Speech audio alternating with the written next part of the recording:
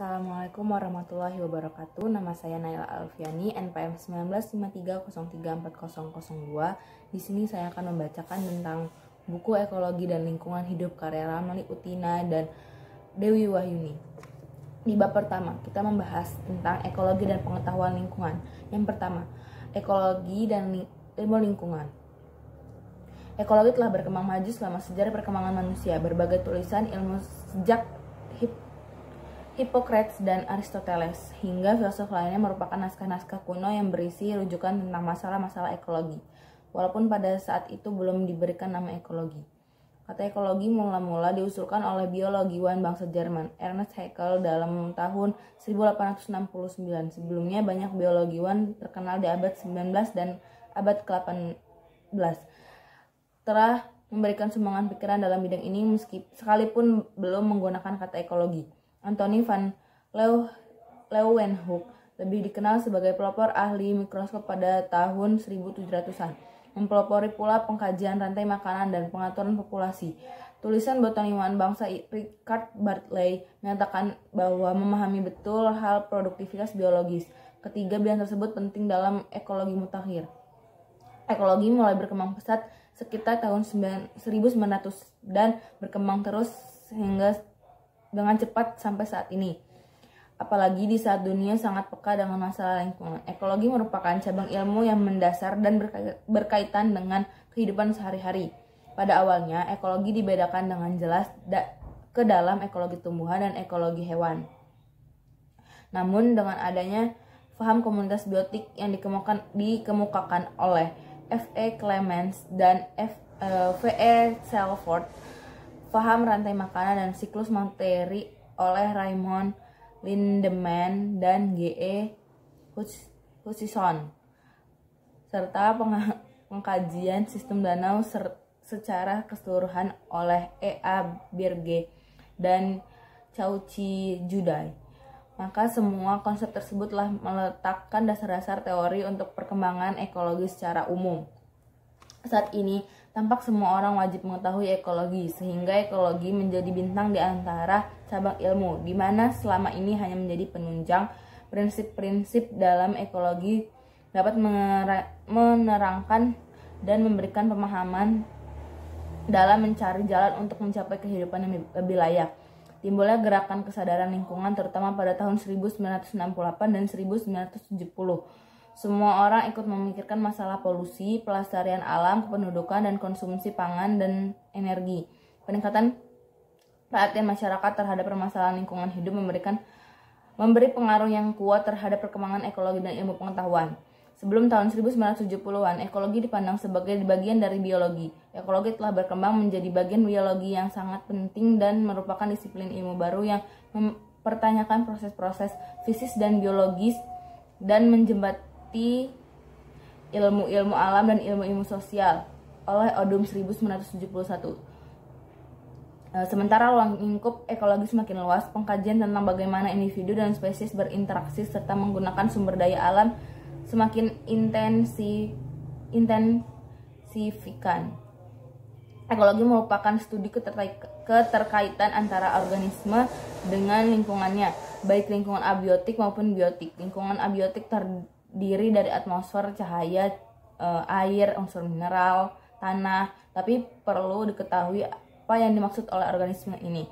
Ini penting karena ada hakikat organisme dibangun dari sistem-sistem biologi dan berjenjang sejak dulu dari molekul-molekul biologi yang paling rendah meningkat ke organel-organel, jaringan organ, sistem-sistem organ, populitas ekosistem.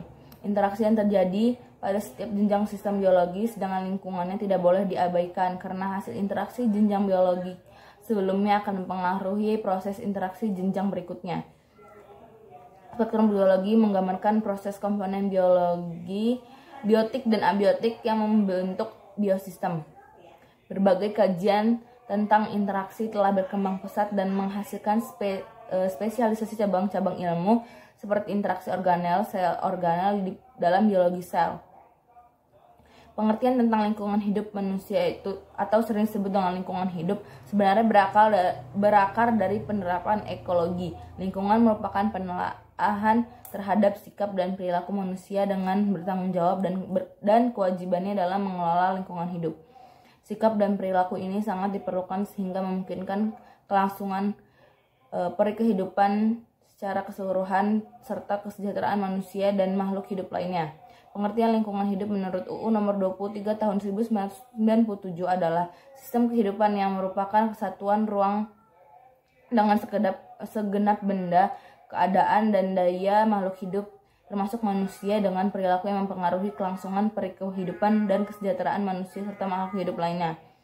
Paradigma ilmu lingkungan adalah metode ilmiah guna menghadapi kehidupan manusia yang kompleks di bawah tatanan alam semesta sehingga merupakan kombinasi hukum manusia dan hukum berdasarkan teori. Perangkat dan aplikasinya mengacu pada komponen nilai kemanusiaan melalui keterampilan profesional dan sistematika ilmiah. Ilmu lingkungan terkait erat dengan pengelolaan sumber daya termasuk materi, manusia, dan kompetisi akan teknologi, seni, dan budaya. Karena itu, penelitian ilmu lingkungan mencakup metodologi baik kuantitatif maupun kualitatif. Metodologi kuantitatif berlandaskan pemikiran positivisme terhadap fakta kehidupan dengan realitas objektif di samping asumsi teoretik lainnya. Sedangkan metodologi kualitatif berdasarkan paradigma fenomenologi dengan objektivitas situasi atau keadaan tertentu yang dialami dalam kehidupan. Karena itu, penelitian ilmu lingkungan menggunakan kedua metodologi baik kuantitatif maupun kualitatif secara berimbang. Ilmu lingkungan mengajarkan manusia sebagai pengelola lingkungan hidup dengan baik dan searif mungkin berdasarkan pada berbagai ciri pokok ilmu lingkungan yang perlu mendasari penelitian guna mengungkapkan penelusuran yang linear atau garis lurus dari masalah yang dihadapi sampai kebijakan yang perlu dirumuskan dan dipatuhi.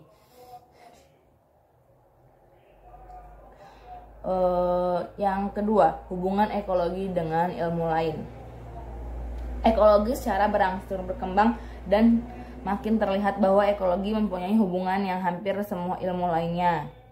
Guna memahami ruang lingkup yang sangkut pautnya dengan ekologi, persoalan harus dipandang dalam hubungannya dengan ilmu-ilmu lain.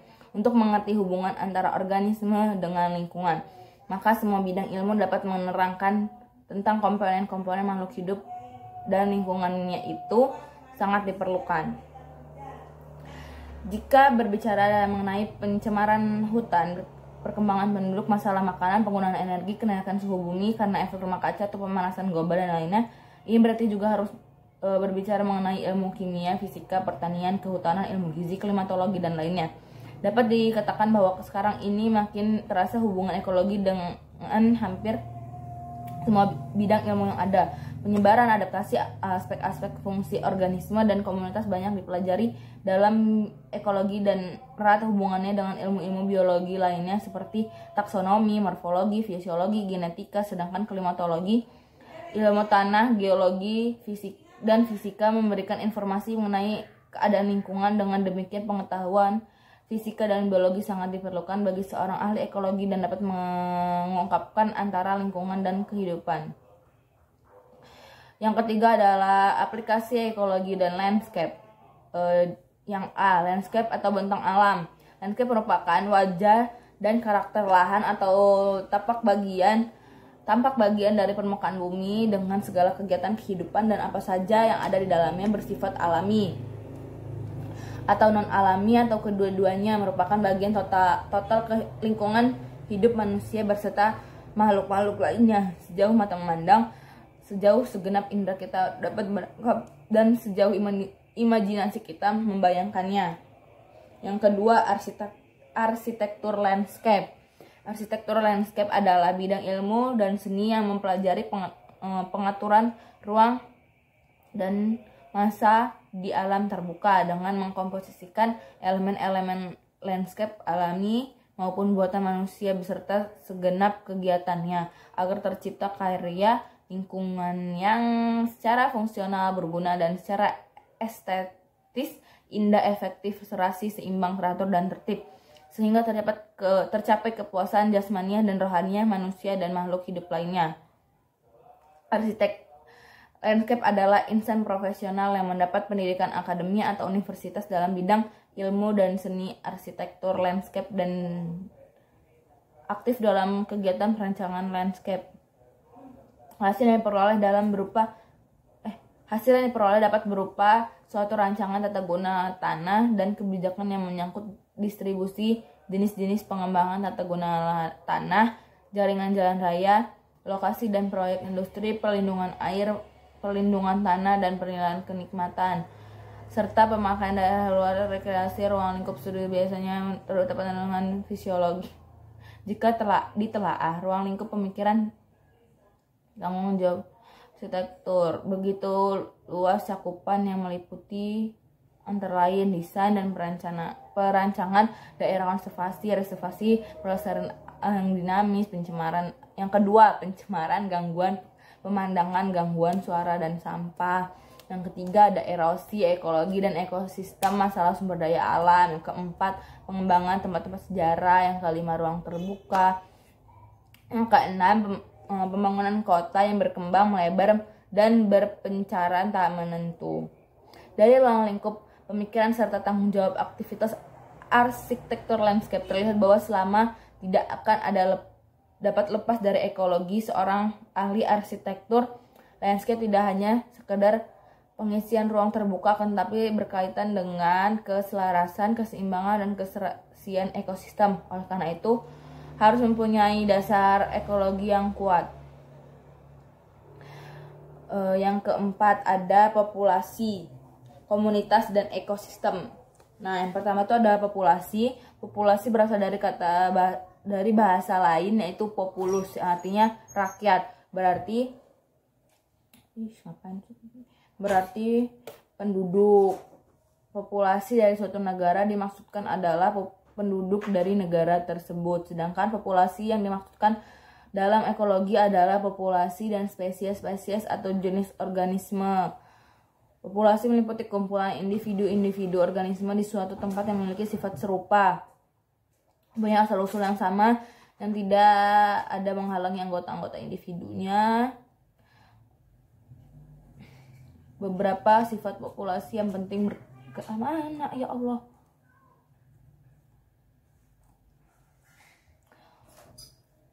Bersifat populasi yang penting, yaitu pertumbuhan populasi dan struktur populasi. Ada pertumbuhan populasi. Sifat dinamis dan populasi mendasar adalah tumbuh, yaitu kemampuan untuk menambah jumlah individu. Tumbuh dirumuskan sebagai alat esensial yang membedakan populasi atau makhluk hidup dengan materi mati. Laju pertumbuhan popularitas yang dinyatakan dalam jumlah individu yang dalam pertambahan populasi bagi angka waktu terjadinya. Apabila populasi yang individu anggotanya bertambah atau berkurang karena migrasi, maka perubahan itu secara positif hanya dapat diisi oleh keturunannya. Misalnya kelahiran atau natalitas yang harus terjadi. Ada beberapa cara menghitung natalitas, tapi selalu dihubungkan dengan kematian atau mortalitas yang juga terjadi. Keseluruhan proses ini disebut dengan laju pertumbuhan. Konsep mendasar dari fenomena pertumbuhan populasi adalah pertumbuhan eksponensial. Ada juga tentang kerapatan populasi. Jadi ukuran populasi tumbuhan dan hewan di suatu tempat tertentu biasanya tergantung dari migrasi karena pengaruh pakan atau lingkungan fisik populasi, maka ukuran populasi suatu spesies akan tidak sama dengan ukuran spesies lain. Misalnya gajah yang bertubuh besar, yang rendah potensi biologiknya akan dengan cepat merusak lingkungan hidupnya hingga persediaan pangannya juga akan cepat habis, akan segera diikuti dengan angka kematian yang tinggi. Tetapi angka kelahiran rendah dan akhirnya angka kematian pun akan turun kembali diikuti meningkatnya angka kelahiran. Yang ketiga ada struktur populasi. Nah, sifat demografi yang penting bagi setiap anggota populasi adalah kenyataan pada saat keseimbangan populasi itu dalam keadaan reproduktif Karena itu, maka umumnya populasi dibagi dalam 3 kategori, yaitu pre-reproduktif, reproduktif, dan post-reproduktif. Nah, yang kedua ada komunitas. Tadi kan pertama populasi, yang kedua komunitas. Nah, yang komunitas ini dinyatakan oleh Clemens pada tahun 1990 bahwa suatu komunitas merupakan suatu organisme dengan jenis komposisi yang terbatas dan mempunyai sebuah kehidupan. Komunitas merupakan salah satu jenjang organisme biologik langsung di bawah ekosistem.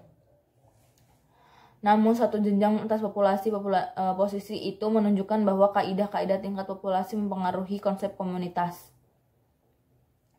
Struktur komunitas adalah kumpulan populasi dari spesies-spesies yang berlainan dan secara bersama-sama menghuni suatu tempat. Semua populasi tempat yang terjadi perhatian termasuk komunitas.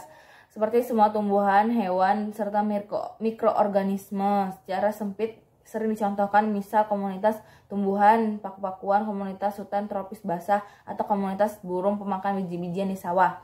Karakteristik komunitas yang unik adalah keragaman diversity yaitu jumlah spesies dan jumlah individu-individu masing-masing spesies pada suatu komunitas. Keberadaan suatu komunitas tertentu itu pada suatu tempat tertentu disebabkan adanya lingkungan abiotik yang sesuai di mana terjadi interaksi antara komunitas.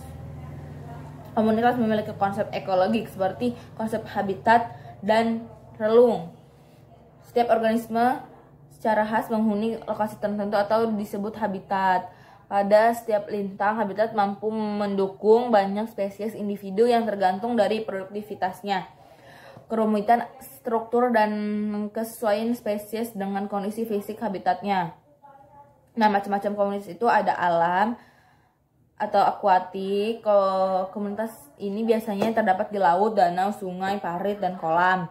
Itu ada komunitas terestrial, sekelompok organisme yang terdapat di pekarangan rumah, padang rumput, padang pasir, halaman kantor, halaman sekolah, kebun raya, dan sebagainya. Margalef mengemukakan bahwa untuk keanekaragaman komunitas perlu dipelajari aspek keanekaragaman itu dalam organisasi komunitas. Misalnya ada yang mengalokasi ke individu populasinya dalam spesiesnya, menempatkan spesies tersebut ke dalam habitat dan niche-nya, menentukan kepadatan relatif dan habitat, menempatkan setiap individu ke dalam setiap habitatnya, dan menentukan fungsinya. Yang kedua ada nama komunitas. Nama komunitas harus dapat memberikan keterangan mengenai sifat komunitas tersebut. Cara yang paling sederhana pemberian nama itu menunjukkan bagaimana wujud komunitas seperti padang rumput, padang pasir, lautan, hutan jati. Nama tersebut menunjukkan bentuk dan wujud komunitas secara keseluruhan. Cara yang paling baik untuk menamakan komunitas itu adalah dengan mengambil beberapa sifat yang jelas dan mantap. Menurut Zurniaini, tahun 2003 meringkas pemberian nama komunitas berdasarkan bentuk atau struktur utama seperti jenis dominan, bentuk-bentuk hidup atau indikator lainnya kayak hutan pinus, agatis, hutan jati gitu. Berdasarkan habitat fisik dan komunitas, misalnya kayak hamparan lumpur, komunitas pasir. Berdasarkan sifat-sifat atau tanda-tanda fungsional seperti tipe metabolisme komunitas. Yang ketiga, jadi kan pertama ada populasi, komunitas, sudah ada ekosistem. Nah, yang ketiga ini ekosistem. Ekosistem pertama kali disebutkan pada tahun 1935 oleh Tansley, seorang ahli ekologi bahasa Inggris, tapi konsep ini bukanlah merupakan hal yang baru. Berbagai pendapat tentang kesatuan organisme dan lingkungan, demikian juga tentang kesatuan manusia dan alam sudah sejak lama ada. Ekologi dan ekosistem dan sistem ekologi merupakan kesatuan komunitas biotik dengan lingkungan abiotiknya. Pada dasarnya ekosistem dapat meliputi seluruh biosfer di mana terdapat kehidupan, atau hanya bagian-bagian kecil saja seperti sebuah danau atau kolam. dalam jangkauan yang lebih luas. Dalam kehidupan diperlukan energi yang berasal dari matahari. Dalam suatu ekosistem terdapat suatu keseimbangan disebut homeostasis, yaitu adanya proses dalam ekosistem untuk mengatur kembali berbagai perubahan dalam sistem secara keseluruhan atau dalam pendekatan yang holistik. Nah,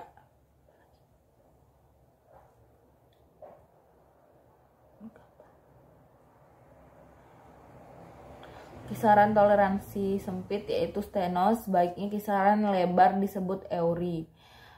Xenothermal dan eutermal adalah kisaran toleransi organisme pada faktor suhu. Ada kaidah-kaidah ekosistem. Menurut Zoarni tahun 2003, kaidah ekosistem sebagai berikut. Yang pertama, suatu ekosistem diatur dan dikendalikan secara ilmiah. Yang kedua, suatu ekosistem mempunyai daya kemampuannya optimal dalam keadaan berimbang. Yang ketiga, terdapat interaksi antara seluruh unsur-unsur lingkungan yang saling mempengaruhi dan bersifat timbal balik. Yang keempat, ada interaksi antara komponen-komponen biotik dengan komponen abiotik, sesama komponen biotik dan sesama komponen abiotik. Interaksi senantiasa terkendali menurut suatu dinamika yang stabil untuk mencapai suatu optimum, mengikuti setiap perubahan yang dapat ditimbulkan terhadapnya dalam ukuran batas-batas kesanggupan. Setiap ekosistem memiliki sifat yang keenam, setiap ekosistem memiliki sifat-sifat yang khas di samping yang umum dan secara bersama-sama dengan ekosistem lainnya mempunyai peranan terhadap ekosistem keseluruhan atau biosfer.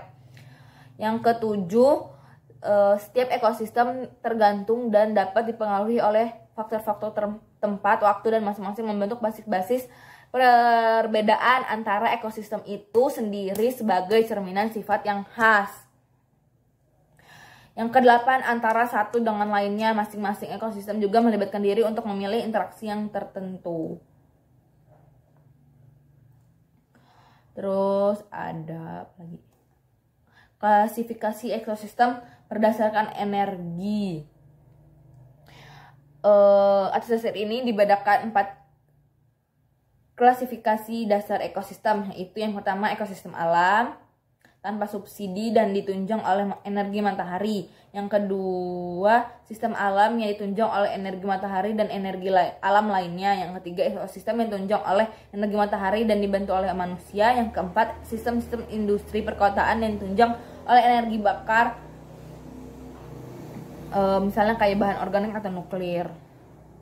Klasifikasi ini berdasarkan atas masukan lingkungan dan berbeda dengan tipe melengkapi biome dan berdasarkan atas struktur dalam ekosistem. Gambar. Nah, ada studi tentang ekosistem. Para biologiwan mempunyai 2 macam pendekatan yang mempelajari ekosistem, yaitu yang pertama secara hologis. Holos artinya menyeluruh, di mana masukan-masukan dan keluaran-keluaran dari ekosistem diukur, sifat-sifat kolektif dan emergen ditentukan dari bagian-bagian komponen yang diteliti sesuai dengan tujuan studi. 2 pendekatan secara merologis atau meros sama dengan bagian. Bagian di sini, bagian-bagian utama yang dari ekosistem dipelajari lebih dahulu kemudian digabungkan dalam sistem secara keseluruhan. Metode lain yang dipakai akhir-akhir ini mempelajari ekosistem dan adalah metode eksperimen dan pembuatan model. Ada lagi energi dan ekosistem. Energi dapat dirumuskan sebagai kemampuan atau kapasiti untuk melakukan kerja. Dalam ekosistem, energi dan matahari sebagai sumber energi yang menopang peristiwa sirkulasi atmosfer dan siklus air dan ekosistem. Berkaitan dengan aliran energi, dikenal hukum termodinamika. Dalam hukum termodinamika 1 atau disebut hukum kekekalan energi, bahwa energi tidak dapat diciptakan atau dimusnahkan. hanya mengalami transformasi, sedangkan dalam hukum termodinamika 2 bahwa proses transformasi tidak pernah terjadi secara spontan dan proses transformasi energi tidak pernah berlangsung dengan efisien 100%. Dalam hukum termodinamika 2 ini dimaksudkan bahwa energi matahari yang dipancarkan ke bumi cenderung menjadi energi panas yang keseluruhannya tidak langsung bermakna bagi kehidupan.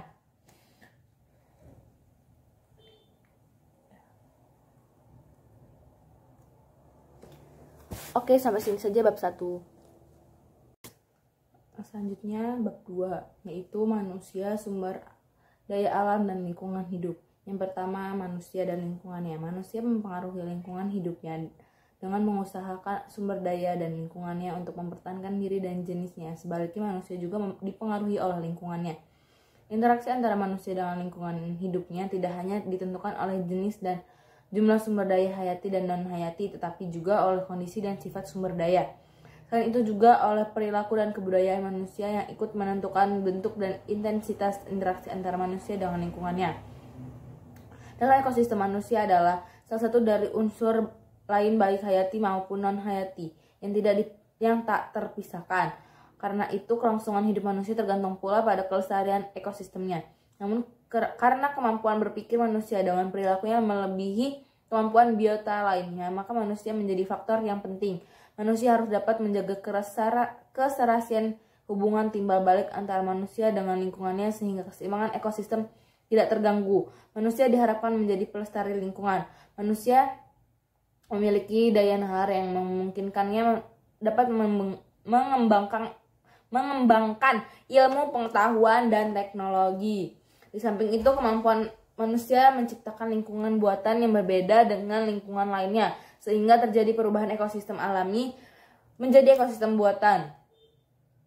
Selanjutnya, penerapan teknologi eksploitasi yang kurang memperhatikan kearifan mengakibatkan sumber daya non-hayati atau air, udara, dan tanah, dan sumber daya alam hayati, hutan dengan flora dan faunanya mengalami penurunan kuantitas dan kualitas. Karena itu, kualitas sumber daya manusia dengan penguasaan ilmu, pengetahuan, dan teknologinya serta kearifan perilakunya diperlukan peningkatan secara terus-menerus upaya pendidikan. Yang kedua adalah sumber daya alam.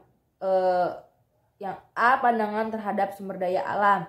Dalam memahami sumber daya alam, ada dua pandangan yang umumnya digunakan sebagai berikut. Yang pertama, pandangan konservatif atau sering disebut juga pandangan pesimis atau perspektif Malthusian. Pandangan ini, resiko dan angka terkurasnya sumber daya alam menjadi perhatian utama.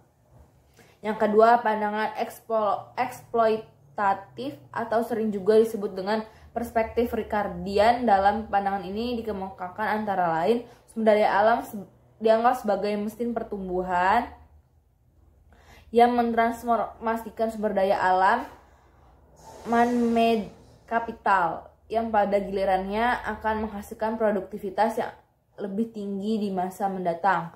Yang kedua, keterbatasan suplai dari sumber daya untuk memenuhi kebutuhan ekonomi dapat disubstitusikan dengan cara mengintensifikasi eksploitasi sumber daya secara intensif. Yang ketiga, sumber daya menjadi langka. Hal ini akan tercermin dalam dua indikator ekonomi, yakni meningkatnya baik harga output maupun biaya interaksi per satuan output.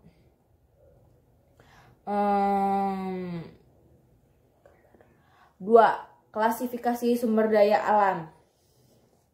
Sumber daya alam mencakup pengertian yang sangat luas, merupakan unsur pembentuk lingkungan yang sangat kompleks, dinamis, satu sama lain saling berinteraksi. Owen 1980 mengemukakan sumber daya alam sebagai bagian dari lingkungan alam, tanah, air padang, pengembalaan, hutan, kehidupan liar, mineral, atau populasi manusia yang dapat digunakan manusia untuk meningkatkan kesejahteraan hidupnya. Sumber daya alam perlu diklasifikasikan atau digolongkan karena dengan penggolongan itu akan memudahkan pemahaman kita mengenai sifat dan sumber daya alam tersebut. Klasifikasi sumber daya alam menurut Owen. Berdasarkan sifat Owen, mengelompokkan sumber daya alam yang inexhaustible dan exhaustible. Sumber daya alam inexhaustible adalah sumber daya alam yang tidak akan habis, akan tetapi tidak berarti kesediaan tidak terbatas. Bahkan apabila salah kelola, maka sumber daya alam tersebut dapat mengalami kerusakan hingga tidak dapat berfungsi secara optimal. Misalnya jika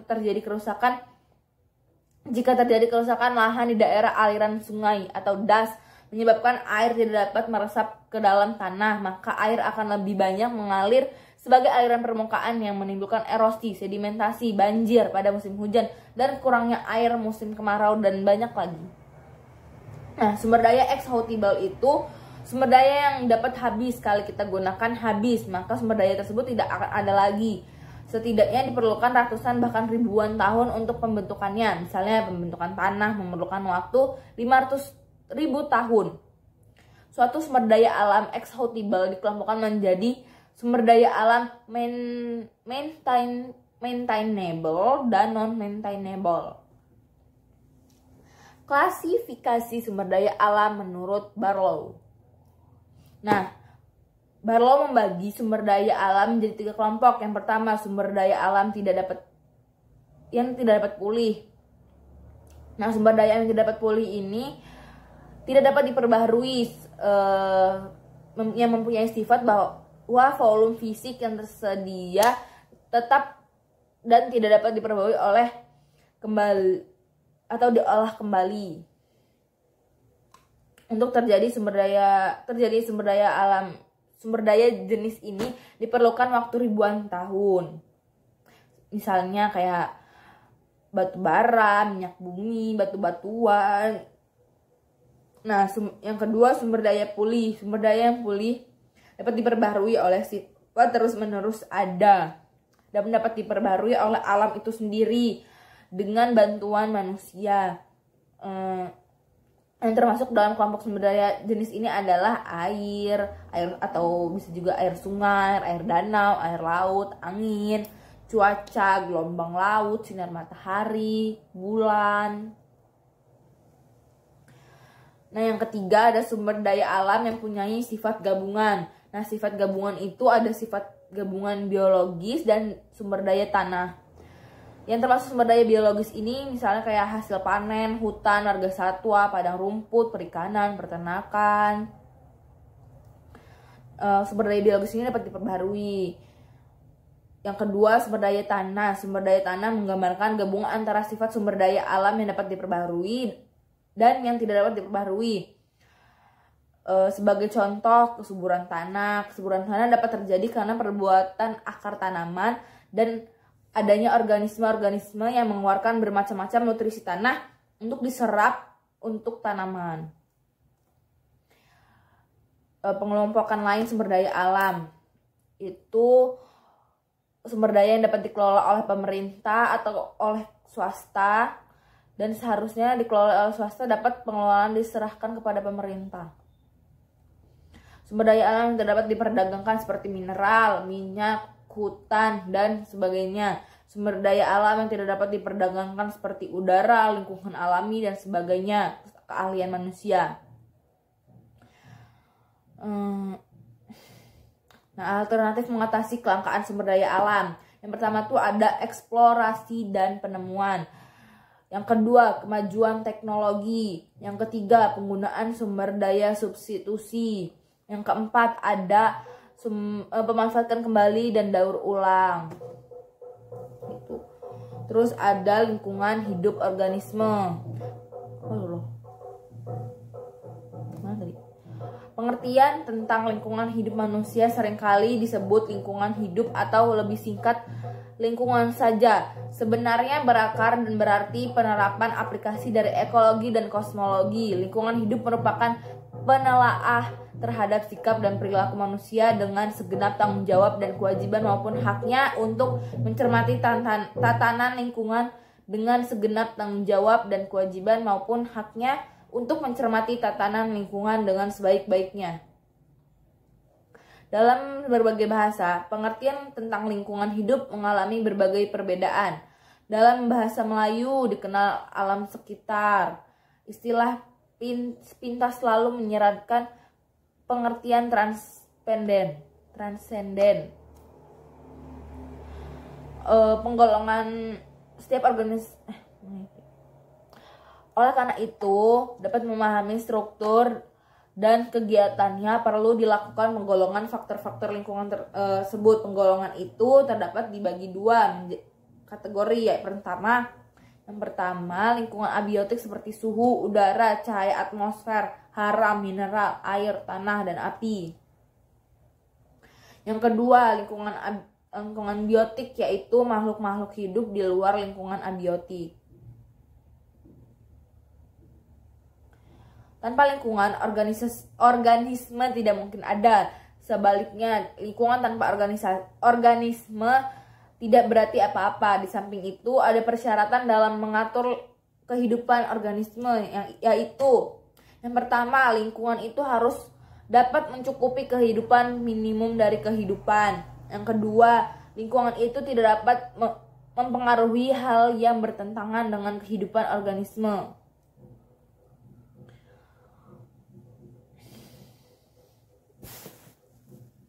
Selanjutnya bab 3, yaitu pencemaran lingkungan. Yang pertama, pengertian pencemaran. Lingkungan yang tercemar kadang tampak jelas pada kita, seperti timbunan sampah di pasar tradisional, muara sungai, atau asap knalpot kendaraan bermotor di jalan raya yang macet. Ada pula pencemaran yang kurang tampak, misalnya terlepas gas hidrogen sulfida dari sumur minyak yang tidak lagi beroperasi, atau suara musik yang mengganggu pendengaran. Dalam Undang-Undang RI nomor 23 tahun 2007 tentang pengelolaan lingkungan hidup, pencemaran adalah masuknya atau dimasukkannya makhluk hidup oleh kegiatan manusia sehingga kualitasnya turun sampai ke tingkat tertentu yang menyebabkan lingkungan hidup tidak dapat berfungsi sesuai dengan peruntukannya. Ada pula yang mengartikan bahwa pencemaran adalah bila berpengaruh buruk terhadap lingkungan. Lingkungan hidup dengan berbagai komponen yang dalamnya akan mengalami penyimpangan sistem akibat suatu atau beberapa bahan pencemar. Udara yang tercemar akan memiliki komposisi lain dibanding udara yang normal atau udara bersih di sekitar kita. Setiap bahan pencemar berasal dari sumber tertentu. Untuk menghindari atau mencegah pencemaran, maka penting diketahui adalah sumber dan bahan pencemar. Setelah ini, bagaimana membebaskan bahan pencemar dari sumbernya sehingga ke objek penerimaan efek atau lingkungan yang dipengaruhinya. Misal, manusia menjadi penerima pencemar deterjen yang masuk ke dalam perairan, atau ikan dan yang menerima efek negatif dari bahan pencemaran nektisida. Yang kedua adalah penggolongan pencemaran lingkungan. Beberapa cara penggolongan pencemaran lingkungan hidup seperti menurut jenis lingkungan, yaitu pencemaran air, pencemaran laut, pencemaran udara, pencemaran tanah, dan pencemaran kebisingan atau bunyi. Menurut sifat bahan pencemar, yaitu pencemaran biologis, pencemaran kimia, dan pencemaran fisik. Terus menurut lamanya bahan pencemar bertahan dalam lingkungan, yaitu bahan pencemar yang lambat atau sukar diuraikan seperti bahan kaleng, plastik, deterjen, serta bahan-bahan pencemar yang mudah diuraikan seperti bahan-bahan organik. Ditinjau dari segi usaha penanggulangannya, penggolongan terakhir ini penting. Bahan-bahan pencemar yang tidak dapat diuraikan juga mencakup bahan-bahan pencemar yang sangat lambat menguraikan seperti DDT, sehingga proses alamiah tidak dapat mengimbangi laju pemasukan ke dalam ekosistem sehingga makin lama makin banyak. Dalam rantai makanan, bahan pencemar ini sering mengalami kelipatan secara biologis dalam ekosistem.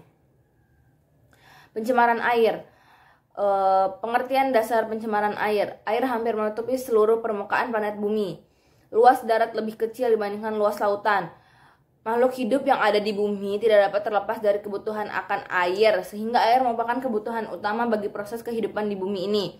Air bersih sangat diperlukan manusia, baik untuk keperluan sehari-hari dalam rumah tangga, industri, maupun untuk kebersihan sanitasi kota dan sebagainya. Saat ini sulit mendapatkan air yang bersih dengan kualitas terstandar. Untuk memperoleh air yang bersih menjadi barang yang mahal karena banyak sumber air yang sudah tercemar oleh berbagai macam limbah dari hasil kegiatan manusia, baik limbah dari kegiatan rumah tangga, industri, dan kegiatan lainnya. Penetapan standar air yang bersih tergantung pada banyak faktor, misalnya penggunaan air untuk makan, minum, keperluan rumah tangga, industri, pengairan sawah, dan sebagainya. Sumber air, mata air di pegunungan, danau, sungai, sumur, air hujan, dan sebagainya. Air yang bersih tidak ditetapkan berdasarkan kemurniannya, tetapi pada keadaan normalnya. Jika terjadi penyimpangan dari keadaan normal seperti air tersebut telah mengalami pencemaran air dari mata air pegunungan, apabila lokasi pengambilannya lain, akan menghasilkan keadaan normal yang lain pula. Air yang ada di bumi tidak pernah terdapat dalam keadaan bebas dari mineral, tetapi selalu ada senyawa atau unsur lain yang terlarut di dalamnya. Hal ini tidak berarti bahwa semua air di bumi telah tercemar. Contoh, air yang diambil dari mata air pegunungan dan air hujan. Keduanya dapat dianggap sebagai air yang bersih, namun senyawa atau mineral yang terdapat di dalamnya berlainan. Air hujan mengandung CO4, Cl, NH3, CO2, N2, CO, debu, dan air dari mata air mengandung Na, Mg, C, A, Fe, dan O2. Komponen pencemar air, misalnya ada bahan buangan padat. Bahan buangan padat itu bahan buangan yang berbentuk padat, baik yang kasar maupun yang halus. Bahan buangan organik pada umumnya berupa limbah yang dapat membusuk atau terdegradasi oleh mikroorganisme. Karena bahan buangan dapat membusuk atau yang ketiga, bahan buangan anorganik pada umumnya berupa limbah yang tidak dapat membusuk dan sulit degradasi oleh mikroorganisme. Yang keempat, bahan buangan olahan bahan makanan dapat dimasukkan pula ke dalam kelompok bahan buangan organik karena bahan buangan ini bersifat organik, maka mudah membusuk dan dapat terdegradasi oleh mikroorganisme. Yang kelima, ada buangan cairan berminyak. Bahan yang tidak dapat larut dalam air, melainkan mengapung di atas permukaan air. Yang keenam, ada buangan zat kimia, banyak ragamnya, tetapi yang dimaksud dalam kelompok ini adalah bahan pencemar berupa deterjen dan bahan pembersih lainnya, bahan pemberantas hama atau inseksida, zat pewarna kimia, larutan penyamak kulit, zat radioaktif, dan lain-lain. Aspek-aspek kimia dalam pencemaran air. Contoh ada air. Kita menemukan air yang sudah tercemar, mungkin kita mengharapkan dapat menganalisis kandungan air tersebut atau ingin mengetahui sifat kimia dan fisika air tersebut. Oksigen terlarut. Oksigen adalah gas yang berwarna, tak berbau, tak berasa, dan hanya sedikit yang larut dalam air. Untuk mempertahankan hidup atau survive bagi makhluk yang hidup di air, baik tanaman ataupun hewan, bergantung kepada oksigen yang terlarut dalam air ini. Penentuan kadar oksigen terlarut dapat dijadikan ukuran untuk menentukan mutu air. Itu ada karbon dioksida dalam air. Karbon dioksida dari udara yang selalu bertukar dengan yang di air jika air dan udara bersentuhan. Pada air tenang, pertukaran ini sedikit. Proses yang terjadi adalah difusi. Jika air bergelombang, maka pertukaran berubahnya lebih cepat. Bergelombang dapat terjadi jika air permukaan berpusar menuju ke bagian dasar danau sambil membawa gas yang terlarut. Karbon dioksida juga terdapat dalam air hujan. Hal ini terbawa waktu tetes air terjun di udara. Yang keempat ada pH, kebasahan, keasaman, dan kesadahan air. Mungkin ada hubungannya antara kandungan CO2 dan O2 dalam air di alam luar. Jika salah satu berubah, maka yang lainnya akan berubah pula kadarnya. Tetapi berbagai faktor juga mempengaruhi, yaitu pH, kebasahan, keasaman, kesadahan air. Keempat faktor ini berkaitan. Masing-masing faktor itu berkaitan mempengaruhi lingkungan. Aduh, salah, astagfirullahaladzim. Ini ada jenis pencemaran air. Pencemaran air adalah setiap perubahan kimia biologis dan fisik dari air dapat berpengaruh buruk terhadap organisme. Bahan tercemar air bersumber dari limbah buangan air di rumah sakit, pabrik kimia, sisa-sisa pupuk buatan, pestisida, dan seterusnya. Sumber tertentu tidak tertentu. Dan untuk penanggulannya biasanya dibedakan dua kategori pencemaran air, yaitu sumber tertentu dan tidak tertentu. Pencemaran sungai, danau, dan waduk, konsentrasi dan sifat kimiawi bahan pencemaran masuk ke dalam air mengalami perubahan yang sebagai akibat 4 proses alamiah, yaitu pengenceran, biodegradasi, peningkatan amplifikasi biologis, dan sedimentasi. Meskipun proses-proses ilmiah tersebut dapat mengurangi bahan pencemar ke tingkat yang tidak berbahaya, namun pengalaman menunjukkan bahwa pemecahan dari banyak pencemaran air adalah mencegah atau mengurangi pemasukannya ke air. Pencemaran air bawah tanah. Pencemaran air bawah tanah dapat berasal dari jumlah sumber sebagai kebocoran kimia organik beracun dari tangki simpanan bawah tanah dan perambasan bahan kimia. Demikian serta senyawa logam berat beracun dari tempat-tempat penimbunan sampah.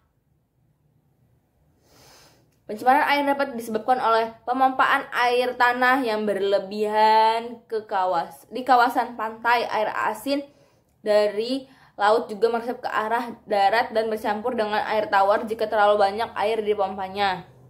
Pencemaran laut itu ada perdagangan laut, terutama transportasi minyak, terus ada pengolahan limbah, rekreasi laut, pembangkit tenaga listrik, pembuatan bangunan-bangunan, dan pengelolaan manfaat tanah.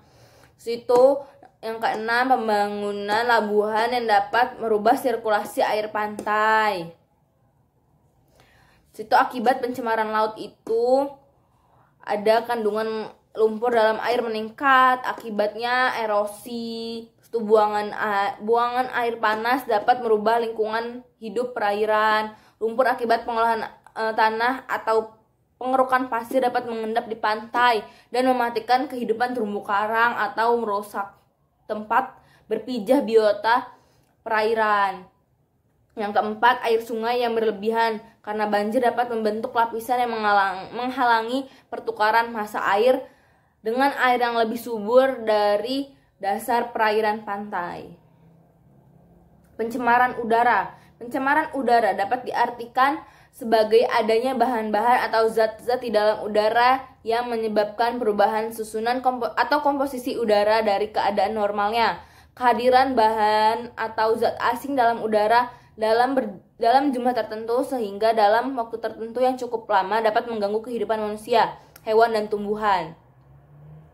Udara merupakan campuran beberapa macam gas yang perbandingan tidak tetap, tergantung pada keadaan suhu udara, tekanan udara, dan lingkungan sekitarnya. Udara adalah juga atmosfer yang di sekeliling bumi yang berfungsi sangat penting bagi kehidupan. Dalam udara terdapat oksigen untuk bernafas, karbon dioksida untuk fotosintesis oleh klorofil. Di situ ada nitrogen, oksigen, argon, dan ya itu.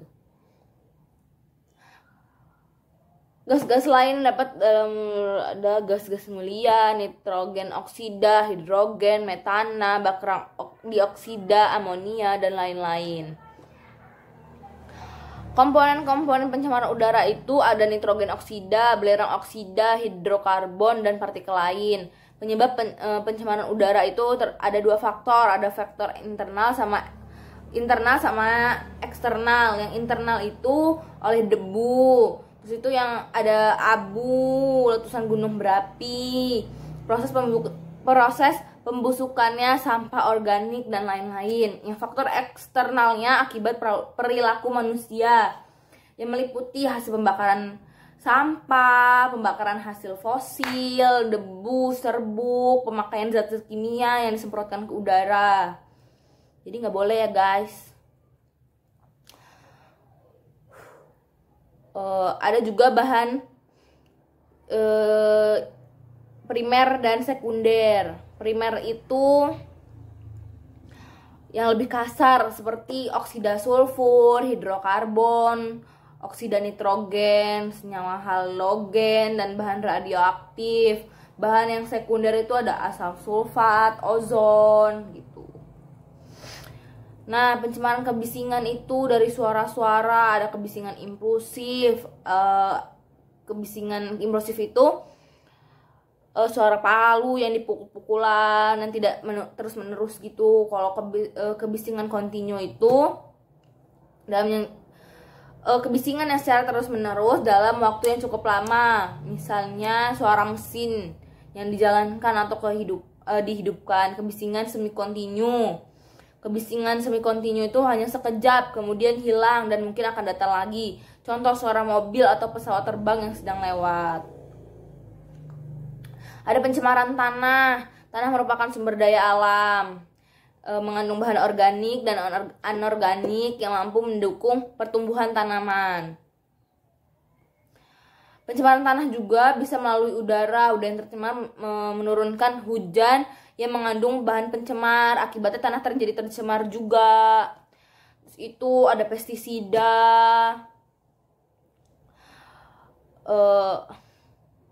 aktratan, kemosterian, disinfektan. Ada pengendalian pencemaran. 1. Sungai dan fungsinya. Di Indonesia juga dapat dijumpai sungai-sungai. Astagfirullahaladzim, salah ya Allah.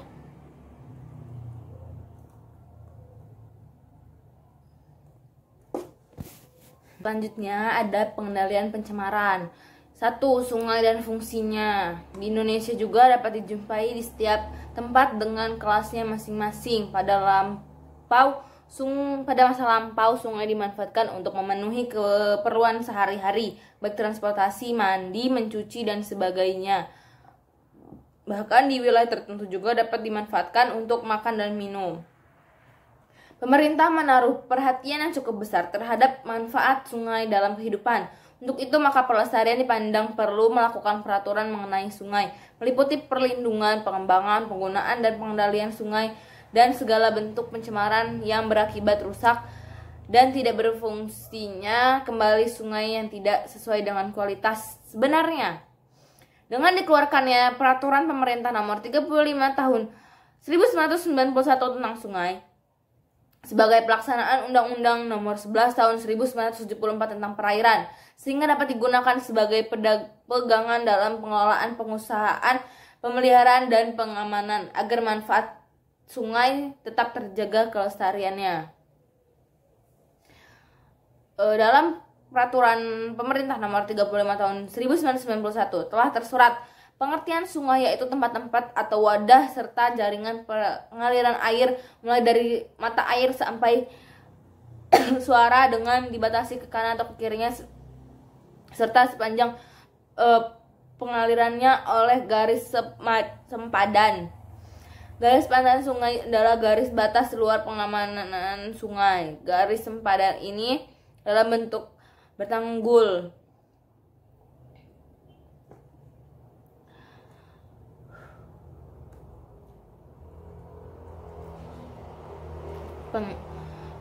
Pengendalian pencemaran industri. Kemajuan teknologi yang diikuti dengan perkembangan industri memang menciptakan kenikmatan dan kesejahteraan bagi manusia. Akan tetapi sebaliknya, apabila kemajuan dan perkembangan tersebut tidak dikendalikan, dapat menimbulkan pencemaran yang berupa bahaya, kerugian, dan gangguan-gangguan dalam kelangsungan hidup manusia, terutama industri-industri yang menghasilkan produk sampling. Departemen Perindustrian dalam pengendalian pencemaran industri terhadap lingkungan hidup.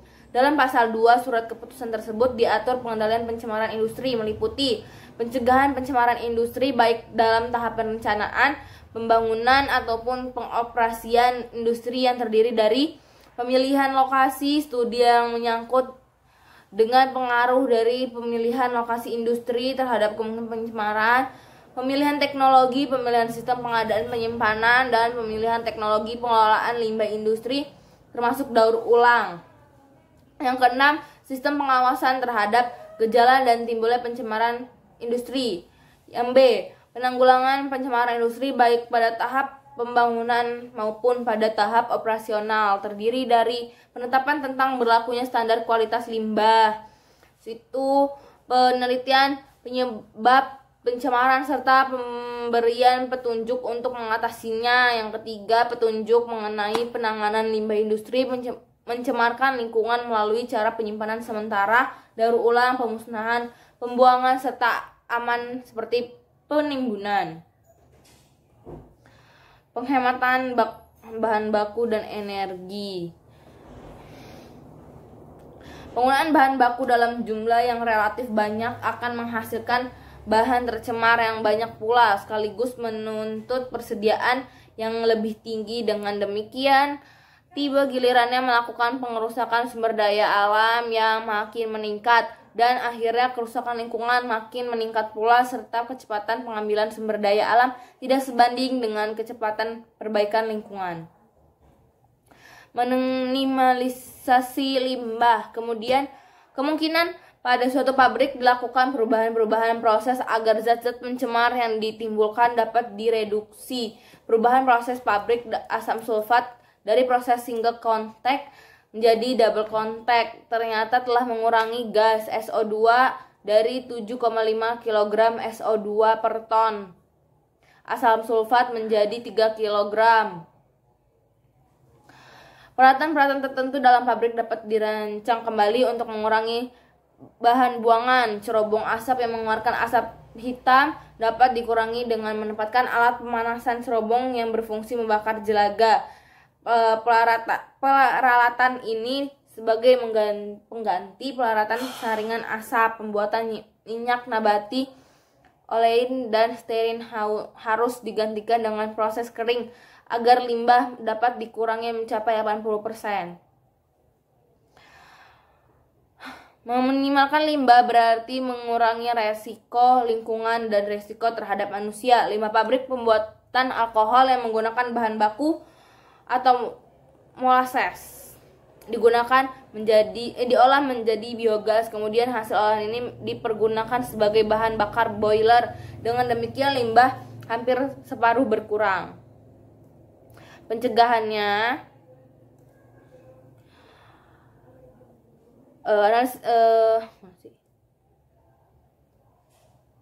pilihan teknologi dapat diantisipasi dengan analisis dampak lingkungan. Analisis ini meliputi evaluasi dan informasi yang diberikan lingkungan, baik bagi industri yang sudah berdiri maupun rencana baru. Analisis ini merupakan suatu konsepsi untuk melihat berbagai kondisi lingkungan serta komponen-komponen di lingkungannya yang mana memiliki kepekaan terhadap kegiatan industri. Kemudian dianalisa pula mana di antara komponen ini yang mempunyai dampak primer, sekunder, dan tersier terhadap kegiatan industri.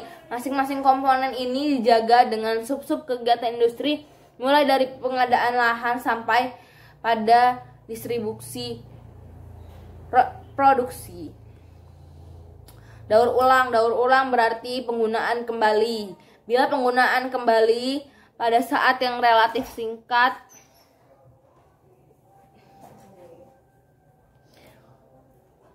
maka daur ulang ini dapat meningkatkan efisiensi pabrik. Artinya ada bahan-bahan yang terbuang bersama limbah. Kemudian bahan ini diproses kembali oleh mesin yang sama dengan hasil yang sama.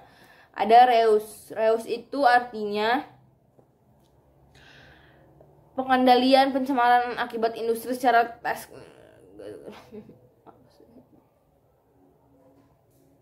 ada berbagai bahan buangan dari pabrik tertentu masih dapat dimanfaatkan kembali. Bahan buangan padat pabrik plywood dapat digunakan. Ada recovery, pemungutan bahan-bahan buangan yang masih punya nilai ekonomis. Tujuannya memproses secara teknologi dengan recovery.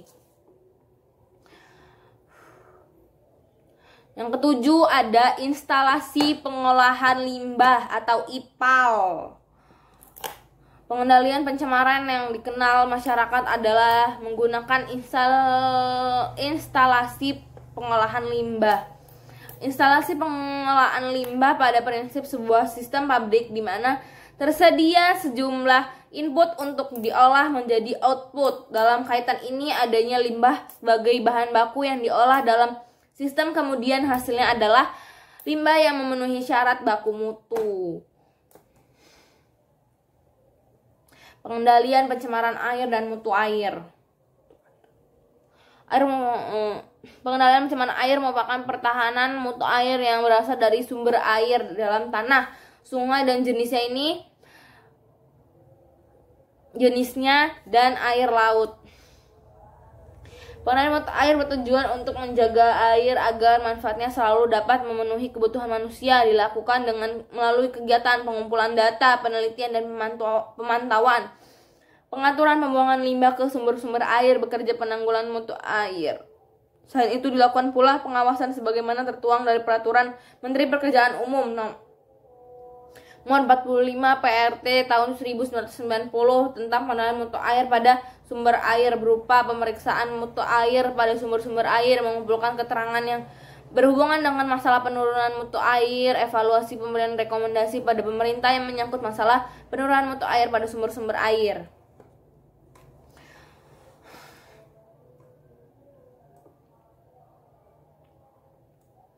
Pengendalian mutu air erat kaitannya dengan penurunan mutu air. Sumber-sumber air yang disebabkan pencemaran sehingga air tidak dapat dimanfaatkan untuk berbagai kebutuhan, meliputi memenuhi berbagai kebutuhan manusia, melindungi kelestarian hidup fauna dan flora, melindungi mikroorganisme yang bermanfaat bagi sumber-sumber air. Penanggulangan dampak pencemaran lingkungan. Penanggulangan dampak pencemaran lingkungan. Yang pertama ada penanggulangan secara non teknis dalam usaha mengurangi dan menanggulangi pencemaran lingkungan. Dikenal istilah penanggulangan secara non teknis, yaitu suatu usaha untuk mengurangi dan menanggulangi pencemaran lingkungan dengan cara menciptakan peraturan perundang-undangan yang dapat merencanakan, mengatur dan mengawasi segala macam bentuk tingkatan kegiatan lingkungan, kegiatan industri dan lingkungan teknologi sedemikian rupa sehingga tidak terjadi pencemaran lingkungan. Peraturan perundang-undangan yang dimaksud hendaknya dapat memberikan gambaran secara jelas tentang kegiatan industri dan teknologi yang akan dilaksanakan suatu tempat. Misalnya, penyajian informasi lingkungan, analisis mengenai dampak lingkungan, perencanaan kawasan kegiatan industri dan teknologi, pengaturan dan pengawasan kegiatan dalam rangka menanamkan perilaku disiplin.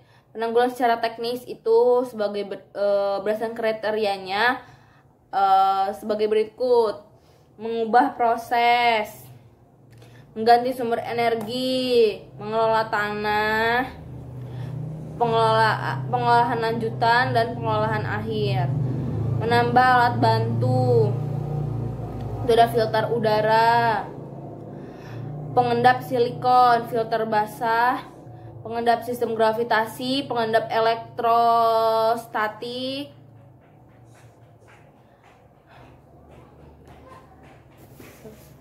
bab selanjutnya kita akan membahas tentang konservasi sumber daya alam. Berdasarkan pengertian, maka konservasi yang dilakukan penduduk setempat terhadap lingkungan atau sumber daya alam memiliki harapan yang besar untuk berhasil. Konservasi dalam praktiknya banyak dikaitkan dengan upaya pengelolaan sumber daya alam dan lingkungan.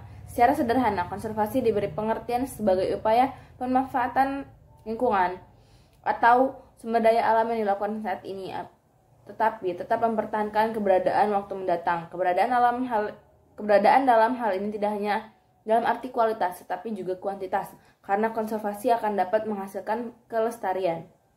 Apabila kelestarian terhadap sumber daya alam dan lingkungan akan menjamin terciptanya pemanfaatan yang berlanjut, sehingga pembangunan berkelanjutan atau sustainable development dapat terwujud. Istilah konservasi dapat diartikan pula sebagai perlindungan alam, berasal dari kata natural conservation dalam hal sumber daya energi. Konservasi diartikan sebagai penyimpanan atau kekekalan energi atau conservation of energy. Menurut Undang-Undang Nomor 23 Tahun 1997, pengertian konservasi sumber daya alam adalah pengelolaan sumber daya alam terbaharui untuk menjamin pemanfaatan secara bijaksana dan sumber daya alam terbaharui untuk menjamin kesinambungan kesediaan dengan tetap memelihara dan meningkatkan kualitas nilai keanekaragamannya. Dalam undang-undang tersebut, pengertian konservasi terkait dengan sumber daya alam yang terdapat dalam lingkungan hidup. Karena itu konservasi pada dasarnya tidak dapat dipisahkan dengan sumber daya alam dan lingkungan. Hal ini secara jelas dapat dilihat dari definisi lingkungan hidup Undang-Undang Nomor 23 tahun 1997, yaitu kesatuan ruang dengan semua benda, daya, keadaan, dan makhluk hidup, termasuk manusia dan perilakunya yang mempengaruhi kelangsungan peri kehidupan dan kesejahteraan manusia serta makhluk Tuhan lain. Pada hakikatnya, sumber daya alam untuk energi adalah berupa benda dan daya yang dapat diproses untuk menghasilkan energi. Proses pengolahan atau mentransformasikan dari benda atau daya untuk menjadi energi yang bermanfaat bagi manusia adalah upaya pembangunan.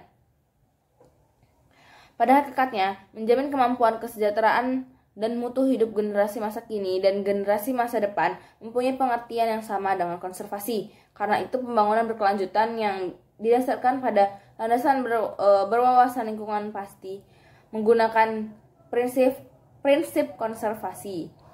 Pengertian yang lebih bersifat operasional didefinisikan oleh International Union for Conservation of Nature and Natural Resources tahun 1980 sebagai berikut. Ada beberapa hal penting yang ditekankan menurut pengertian ini, yaitu konservasi menjamin kelestarian pemanfaatan untuk generasi kini maupun generasi mendatang. Dan konservasi berarti memelihara potensi agar kebutuhan dan aspirasi generasi mendatang itu dapat tercukupi. Pembangunan telah memanfaatkan berbagai macam sumber daya harus dapat meningkatkan kesejahteraan. Dalam kenyataannya, pembangunan sering hanya meningkatkan kesejahteraan kelompok tertentu. Hal ini sangat bertentangan dengan prinsip konservasi yang justru dilakukan dengan memberdayakan etika dan kesejahteraan masyarakat. Dalam pengelolaan lingkungan, konservasi dapat dipergunakan sebagai pendekatan untuk penanganan dalam dampak lingkungan sebagai akibat dari suatu pembangunan. Dalam konservasi dapat digunakan upaya rekayasa teknis dan rekayasa sosial. Yang B, pendekatan konservasi dalam pengelolaan lingkungan. Mengapa konservasi? Perkembangan penduduk yang sangat pesat dan pertumbuhan ekonomi dunia yang terus meningkat menyebabkan sumber daya alam dimanfaatkan tanpa mempertahankan kelestariannya. Di beberapa negara yang sedang membangun, ditemukan lingkungan yang mengalami kerusakan dan didapatkan kemiskinan. Seringkali sumber daya alam ini dieksploitasi untuk memenuhi berbagai kebutuhan negara lain. Di negara yang sumber daya alamnya melimpah, tapi kondisinya rusak, akan terjadi kelaparan, ekonomi yang tidak berkembang, dan akan terjadi disintegrasi sosial. Beberapa masalah konservasi. Yang pertama, apakah konservasi itu menguntungkan? Pertanyaan ini penting bagi pengusaha. Sebagai warga negara yang baik harus menyetujui prinsip konservasi dan menyokong tujuan konservasi pada umumnya. Sebagai pengusaha, ia akan selalu memperhitungkan untung dan ruginya. Ia akan bersedia menanam modal hanya bila yakin bahwa ia mendapatkan keuntungan dari hasil investasi itu akan benar-benar menguntungkan bila unsur waktu benar-benar diperhitungkan. Namun sering terjadi pula konservasi sumber daya alam tidak menguntungkan si pengelola dan bahkan tidak diinginkan oleh masyarakat. Menguntungkan atau tidaknya konservasi sumber daya alam tergantung pada faktor-faktor berikut. Yang pertama, jangka waktu yang direncanakan. Yang kedua, aspek-aspek investasi dan konservasi. Yang ketiga, kemampuan pelaksana dalam memilih alternatif konservasi. Yang keempat, dampak konservasi sumber daya tertentu terhadap konservasi sumber daya alam. Apakah masyarakat menghendaki adanya konservasi? Terdapat perbedaan antara hasrat masyarakat dan hasrat perorangan dalam konservasi. Pada umumnya pengelola pribadi menginginkan derajat preferensi waktu atau time preference rate yang tinggi dan pendek jangka waktunya. Sebaliknya, masyarakat menghendaki adanya derajat preferensi waktu yang panjang jangka waktunya yang tingkat diskonto yang lebih rendah. Hal ini karena masyarakat atau publik menginginkan kesejahteraan bagi generasi yang akan datang. Bagaimana menanggulangi hambatan untuk konservasi? Yang pertama, jadi ada hambatan fisik, ekonomi, kelembagaan, sama teknologi. Yang pertama, hambatan fisik. Hambatan fisik itu biasanya sumber daya alam yang didapatkan dengan keadaan sudah tertentu tempatnya dan terjadinya. Sehingga untuk menggunakan manusia harus menyesuaikan diri, misalnya daerah lereng bukit. Kalau kita hendak memanfaatkan lahan di situ, maka kita harus membuat teras terlebih dahulu dan mengaktifkan penghijauan. Yang kedua ada hambatan ekonomi. Hambatan ekonomi biasanya disebabkan karena kurangnya pengetahuan dan permodalan. Hal ini dapat diatasi dengan memberikan pendidikan dan bantuan ke kredit permodalan. Yang ketiga ada hambatan kelembagaan. Banyak orang tidak mengetahui konservasi karena kebiasaan atau karena adat, juga karena mereka yang memperhatikan manfaatnya. Bahkan ada adat yang cenderung menguras sumber daya alam yang ada. Hal ini dapat diatasi dengan pendidikan. Yang keempat ada hambatan teknologi. Hambatan teknologi itu penggunaan sumber daya alam akan tergantung antara lain pada bentuk penyesuaian diri manusia dan teknologi yang ada. Hubungan antara sumber daya alam dan semacam tingkat teknologi sangat erat. Misalnya dahulu energi surya belum dapat digunakan dengan luas. Nah, perlunya kawasan konservasi.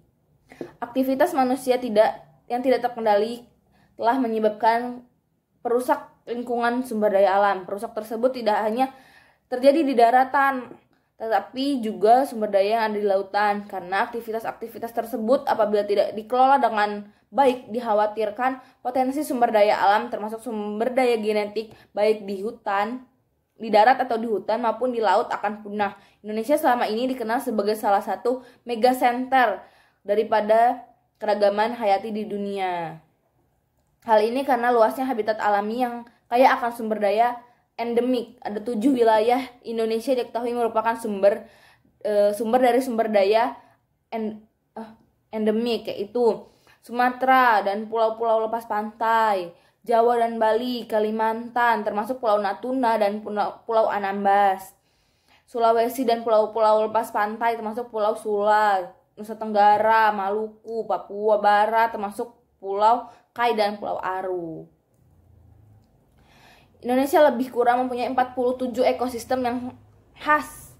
Salah satunya berupa hamparan pinus dan es salju yang abadi di puncak Jayawijaya di Papua Barat. Ada pula ekosistem danau yang dalam dan rawa yang dangkal. Demikian pula ekosistem terumbu karang, padang lamun, dan hutan mangrove. Indonesia memiliki hujan tropis dan laut yang luas dengan keragaman hayati yang tinggi pula, namun potensi tersebut menghadapi ancaman perusakan yang mengkhawatirkan bagi kehidupan masa depan manusia. Untuk mengatasi hal tersebut, pemerintah telah menetapkan kawasan hutan dan kawasan laut tersebut sebagai kawasan konservasi. Ini ada cagar alam. Kita lihat ya. Setelah saya lihat di tabel tentang cagar alam, total cagar alam ada di Indonesia itu ada 49.110.230. Yang terdaftar, jumlah provinsinya ada 368.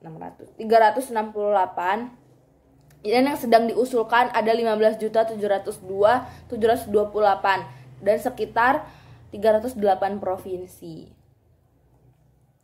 Itu. Strategi konservasi dalam penataan lingkungan. Seperti yang telah dikemukakan pengertian konservasi bahwa ada perbedaan yang esensial untuk lingkungan fisik dan biotik. Komponen fisik ditekankan pada penghematan dan upaya mencari sumber daya alam terbaharui. Sementara untuk komponen biotik dilaksanakan konservasi dengan tujuan selalu menjaga proses ekologis yang utama dan mendasar dan menjaga sistem penyangga kehidupan, melindungi dan mempertahankan keanekaragaman genetik, menjamin pemanfaatan yang lestari dari spesies maupun ekosistemnya.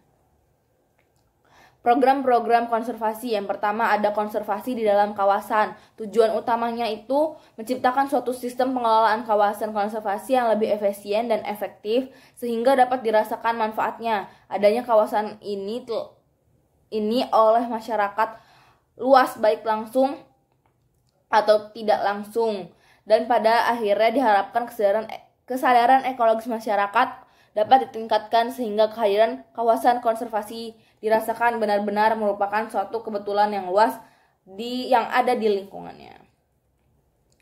Yang kedua ada konservasi luas kawasan. Konservasi luas kawasan ini meliputi penyelenggaraan inventarisasi dan identifikasi areal perlindungan, jenis-jenis flora dan faunanya, jenis-jenis flora atau fauna dan angka endemik, pembinaan koleksi dalam bentuk binatang dan kebun botani. Tujuannya adalah untuk tetap menjaga kelestarian sumber daya alam hayati. Yang ketiga ada pengembangan taman nasional. Taman nasional itu kawasan pelestarian alam yang mempunyai ekosistem alami. Tujuan pemanfaatan sumber daya alam ini dilakukan di zona lain seperti keindahan alam atau zona pemanfaatan budidaya perikanan gitu. Kriteria penetapan kawasan taman nasional itu ada kawasan ditetapkan mempunyai luas yang cukup untuk menjamin kelangsungan proses ekologis secara alami, memiliki keadaan alam asli dan alam untuk dikembangkan dan lain. Berdasarkan uraian, kawasan Taman Nasional di samping sebagai tempat pengamatan keanekaragaman hayati juga dimanfaatkan untuk tujuan lain seperti pengembangan ilmu pengetahuan, pendidikan, menunjang budidaya, pariwisata, dan rekreasi alam. Karena itu, Taman Nasional mempunyai beberapa manfaat, diantaranya ada manfaat ekonomi. Taman Nasional dapat dikembangkan sebagai kawasan yang mempunyai nilai ekonomis. Sebagai contoh, potensi terumbu karang di Pulau Limba, Kecamatan Paguyaman, pantai Provinsi Gorontalo, di mana ekosistem ini memiliki produktivitas perikanan yang tinggi dan panorama bawah laut yang indah sehingga menarik para wisatawan, baik wisatawan mancanegara maupun wisatawan Nusantara. Potensi ini tentu dapat membantu meningkatkan pendapatan masyarakat di wilayah pesisir bahkan devisa negara. Ada manfaat ekologi. Manfaat Taman Nasional dapat menjaga keseimbangan kehidupan baik di darat maupun di perairan, terutama di zona inti atau lindung.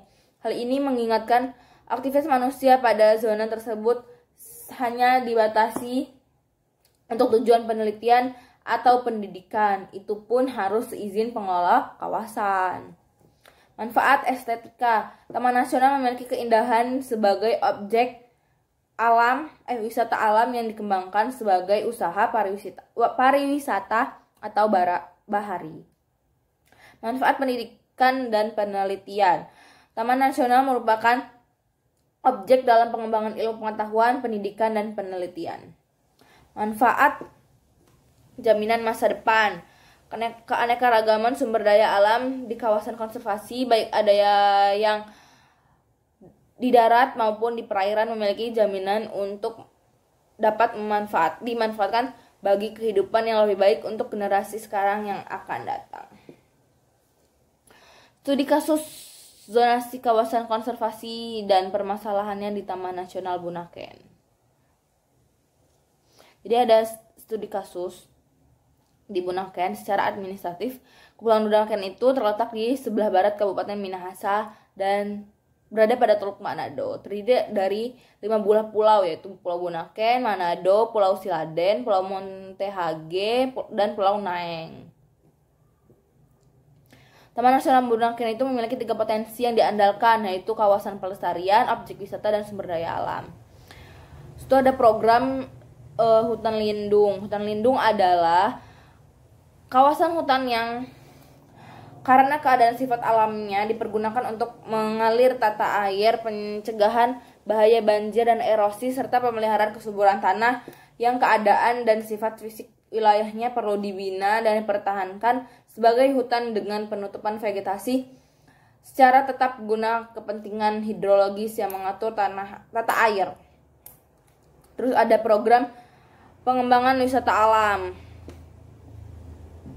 Penyelenggaraan program ini dilaksanakan dengan cara pengembangan wisata dalam kawasan atau di luar konservasi bagi kepentingan rekreasi dan pariwisata secara alami dengan rangka pendidikan dan mengikutsertakan masyarakat atas konservasi. Ada program pembinaan cita alam. Pokok kegiatan yang dilaksanakan ialah meningkatkan kesadaran masyarakat atas pentingnya upaya konservasi sumber daya alam. Program monitoring dampak lingkungan. Penyelenggaraan program ini adalah dalam bentuk pengawasan, pembinaan, dan bimbingan pengendalian di bidang lingkungan hidup, khususnya yang berkaitan dengan pemanfaatan sumber daya alam, baik yang berada di kawasan konservasi maupun luar kawasan konservasi dalam pemanfaatan jenis sumber daya alam. Program pembinaan dan pengembangan unsur penunjang. Dalam pelaksanaan diperlukan suatu sarana penunjang yang seimbang dengan dana yang memadai, baik yang meliputi dukungan kesempurnaan peraturan perundang-undangan maupun organisasi. Nah, sekian pembacaan buku dari saya. Mohon maaf jika ada pelafasan yang kurang jelas karena sedang sariawan. Mohon maaf sebesar-besarnya. Terima kasih. Wassalamualaikum warahmatullahi wabarakatuh.